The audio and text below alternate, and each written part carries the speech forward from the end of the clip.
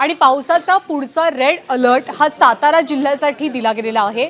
त्यामुळे सातारा जिल्ह्यातील खंडाळा तालुका असो, महाबळेश्वर असो, या सगळ्या ठिकाणी तुफान पावसाचा सोबतच पूर परिस्थिती उद्भवण्याचा आणि दरडी कोसळण्याचा धोका निर्माण झालाय।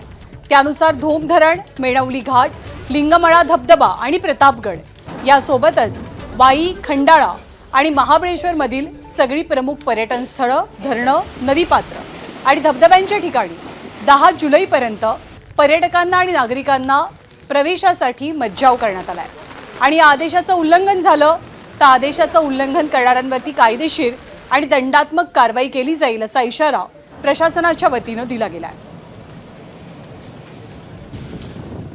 आपलं पर्यटन आपल्या जीवापेक्षा महत्त्वाचं नाही आहे। पावसामुळे या भागात अनेक जागा निसरड्या होतात आणि काही अपघात यापूर्वी झालेले आहेत आणि अपघाताची शक्यता कमी करण्यासाठी अशा निसरड्या पर्यटन स्थळावर काही निर्बंध किंवा काही शिस्त आणण्यासाठी काही भागामध्ये आपण प्रवेशबंदी करत आहोत। त्या अनुषंगाने एक आदेश आपण निर्गमित करत आहोत।